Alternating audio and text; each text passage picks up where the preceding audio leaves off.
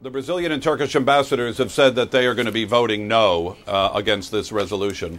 Here's the vote right now.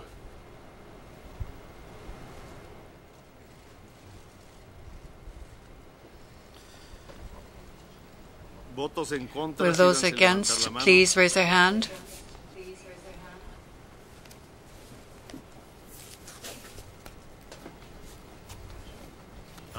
Are there any abstentions? Please raise their hand.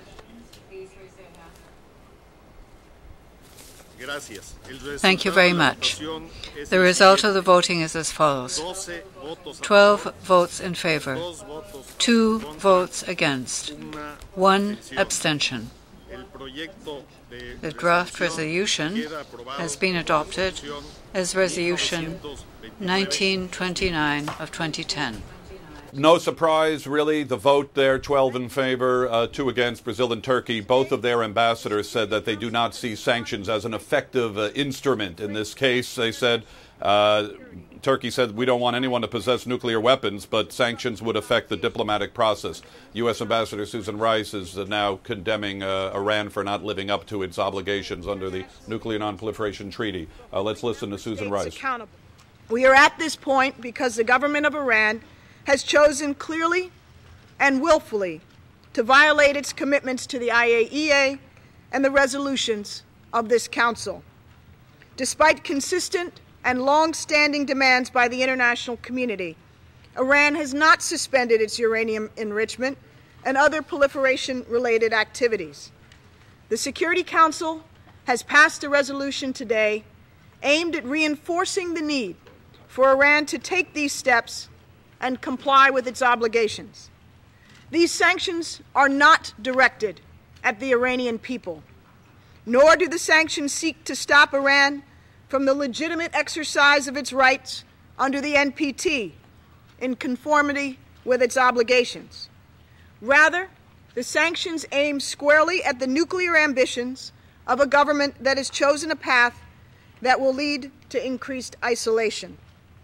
These sanctions are as tough as they are smart and precise. This resolution prohibits Iran from investing in sensitive nuclear activities abroad. It imposes binding new restrictions on Iran's import of conventional arms. It bans all Iranian activities related to ballistic missiles that could deliver a nuclear weapon. It imposes a comprehensive framework of cargo inspections to detect and stop Iran's smuggling and acquisition of illicit materials or nuclear items. It creates important new tools to block Iran's use of the international financial system, particularly Iranian banks, to fund and facilitate nuclear proliferation. It highlights the potential links between Iran's energy sector and its nuclear ambitions. It targets the role of the Islamic Revolutionary Guard Corps in Iran's proliferation efforts. It establishes a UN panel of experts to help monitor and enforce the implementation of sanctions. And it imposes targeted new sanctions, including asset freezes and travel bans on 40 entities and an individual linked to Iranian nuclear proliferation.